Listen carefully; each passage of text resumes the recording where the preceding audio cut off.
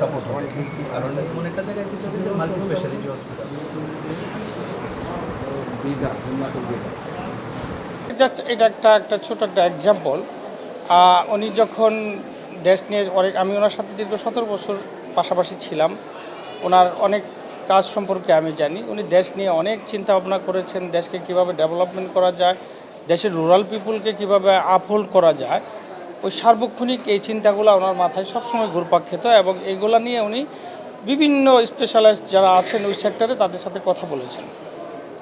দেখুন, ইলেকশনের পরপর ঢাকা 17 ওনার নির্বাচনী এলাকা, এটা এক্সাম্পল হিসাবে আমরা ধরে নিতে পারি, কারণ এটা অত্যন্ত নিম্নবিত্ত একটা এরিয়া, যেখানে অল্প বৃষ্টিতেই আপনার যেমন করাইল, বাসানটেক, সাততলা, তারপরে সাগরিকা, মাটিকাটা, ওইসব এলাকায় আপনার অল্প বৃষ্টিতে জলাবদ্ধতা হতো এবং বসবাসের একেবারেই অনুপযোগী অবস্থায় থাকতো। তো আলহামদুলিল্লাহ উনি প্রথমে উদ্যোগ গ্রহণ করেছেন যে তাদের যাতে জলাবদ্ধতাটা না থাকে। আলহামদুলিল্লাহ এবার বৃষ্টিতে আমরা দেখলাম যে জলাবদ্ধতা কোথাও নেই। অলরেডি উনি 17টা পাম্পের ব্যবস্থা করে দিয়েছেন, যাতে এই যে গ্রীষ্মকালীন সময় যে একটা তীব্র পানির সংকট থাকে।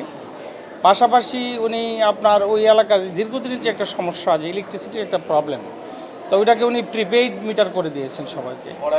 করাইল, বাসানটেক, সাততলা, সাগরিকা, নর্দা, কালাচাঁদপুর, মাটিকাটা, ওইসব এলাকাতে পর্যায়ক্রমিকভাবে আপনার প্রিপেইড মিটার বসানো হয়েছে এবং উনি চাচ্ছেন যাতে ওনাদের জীবনযাত্রার মানটাকে উন্নত করা যায়। যদি উন্নত করা যায় তবেই জাতি আগিয়ে যাবে।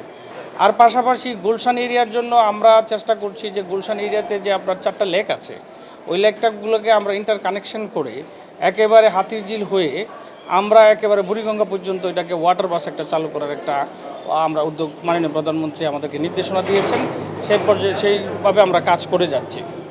পাশাপাশি এই যে হতদরিদ্র যারা আছেন, যেমন আপনার এই যে জানেন কি না জানি না, আপনাদের এই করাইল এবং বাসানটেকে 2টা প্রতিবন্ধী সংস্থা আছে, অত্যন্ত অমানবিক জীবনযাপন করেন। যখন আমি মাননীয় প্রধানমন্ত্রীকে জানিয়েলাম, বলে যে তুমি ওনাদের সাথে মিট করো, আমি আমার স্থানীয় নেতাকর্মীদেরকে নিয়ে ওদের সাথে বসলাম।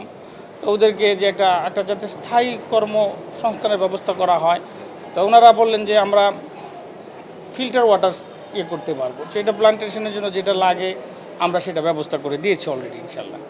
তো এভাবেই ওনার যে চিন্তা যে দেশটাকে ডেভেলপ করবেন, এটা আমরা আসছি শুধু একটা রুগী দেখার জন্য না। বেসিক্যালি আমি আসছি যে এই যে অর্থোপেডিক হসপিটালের অবস্থানটা কী, এটা আমি গিয়ে ওনাকে জানাতে পারবো। এটা দেখার আসার উদ্দেশ্য হলো যে আমি মাননীয় আমাদের যে ডাইরেক্টর পরিচালক সাহেব আছেন, তারপরে ডাক্তার সিরাজুল সেলিম আছেন, তারপরে সাইদ মোহাম্মদ তমাল ভাই আছেন, তারপরে আমার বাসার জনি ভাই, কি আলমগীর হোসেন জনি, ওনাদের সাথে বসেছি। ওনারা যে পরিকল্পনা নিয়েছেন, আমার মনে হয় আপনারা আর কিছুদিন পরে আমাদের এই অর্থোপেডিক হসপিটালটাকে একটু ডিফারেন্ট অ্যাঙ্গেলে দেখতে পাবেন। মাননীয় প্রধানমন্ত্রী যে প্রতিশ্রুতি দিয়েছেন, সেই প্রতিশ্রুতি অনুযায়ী ওনারা কার্যক্রম করছে বলে আমার বিশ্বাস এবং আমি দেখেছি। হ্যাঁ, সারা দেশ থেকে প্রায় ওনারা বললেন যে প্রতিদিন 1300 রোগী আসেন। হ্যাঁ, 1300 আউটডোর, শুধু আউটডোরে আসেন। তো আপনারা জানেন একটা এত বড় হসপিটালের মধ্যে 1300 রোগী যদি আসে এবং সবগুলাই আপনার দরিদ্র, নিম্নমধ্যবিত্ত, ওনারা সেবা দিয়ে যাচ্ছেন এবং আমরা আশা করি আরও ভালো কিছু হবে ইনশাআল্লাহ। এবং মানবিক বাংলাদেশ যে আমাদের যে চিন্তা মাননীয় প্রধানমন্ত্রী, উনি প্রত্যেকটা স্টেপই নিয়ে যাচ্ছেন। ওনার প্ল্যান বলছেন যে প্ল্যান আছে, ওই প্ল্যানে যে একটা করে ধাপে উনি যাচ্ছেন ইনশাআল্লাহ।